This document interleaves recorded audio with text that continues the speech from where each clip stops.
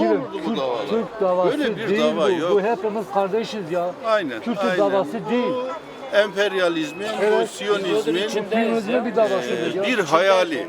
Bu Amerika'nın oyunu. Hayalini gerçekleştirmek için oyunu. Evet. Bizim çocuklarımızı alıyorlar, Amerika'ya parayla satıyorlar. Yok efendim neymiş? Biz Kürt davası yapıyoruz. Kürt davası ise kendi çocuğunu satsana. Ki haşa kutsalları PKK. Bu inancı bir defa sorgulasınlar. PKK'ya inananlara, Hangi ayrımcılık yapılıyor? işte PKK'ya inananlara Ben söylüyorum. Urfa'dan Evet. Allah razı olsun. Sağ olun. Derslerinize ihtiyacınız var. Ama daha tiştek giran şwazın bana dişin dota. Der kadar jmera destek.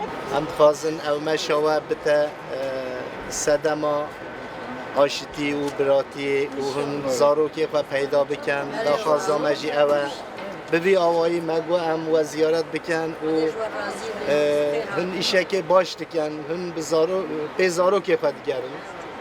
Çut tişt ji wî girîngtir nîne, çut tişt ji wî mezintir nîne, çut tişt ji wî qîmetlîtir nîne. Dayîkê me hûn hemû dayîkê me ne. Em jî yê wê axîne. Em tev Kurdin û milletê xwe dimeşin. Em dixwazin bila aşitî bi çi zarok, ne esker, ne polîs, ne yê serî çiyan jî bila hemû bi tewahî bêne dew malbatê xwe daxwaza me ew e. Em bi vî awayî hatine ziyaretiya we. İşgale ve emperyalizme karşı omuz omuza mücadele etmiş insanlarız. Bu sebeple bizim buraya gelmeseydik bizim için affedilmez bir ayıp olurdu. Habersiz, rızasız üstelik PKK terörüne hizmet için evladı kaçırılan kadınların, annelerin feryadı bizim feryadımızdır. Ne komşusu açken tok yatan bizdendir, ne de komşusunun feryadına gözyaşına bihane kalan bizdendir. Terör fakirliğinin ve gözyaşının da en mühim sebebidir. Bu sebeple biz PKK ve diğer tüm terör örgütlerini ve terörle yönetimi lanetlediğimiz için buradayız.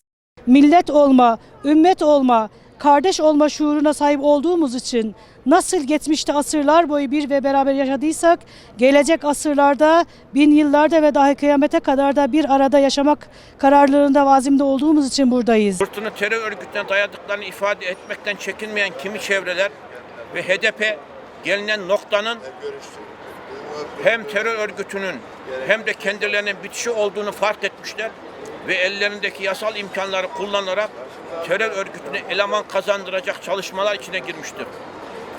İşte bugün HDP binası önünde kaçırılan, kandırılan ve okul çağındayken dağa götürülüp teröre katılan evlatlar için gözyaşı döken, feryatları arşı titreten, annelerin duygularına ortaklık, dualarına amin demek için Diyarbakır'a geldik. Biz buraya fırsatın sesine kulak vermeye, ses vermeye geldik. Mazlum annelerin evlat hasretini dindirecek insani bir çıkışa destek olmaya geldik. Evladı kaçırılan ve ölümün eşiğine bırakılan acılı annelerin çığlığına çığlık olmak için buradayız. Her gün, her saat ölüp dirilen annelerin feryadına yankı olmaya geldik.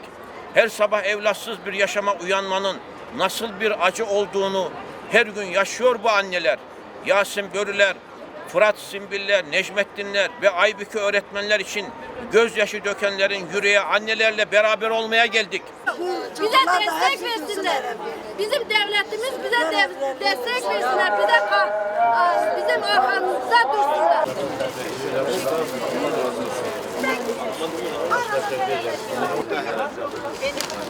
Ben de acıları paylaşanlardan. Benim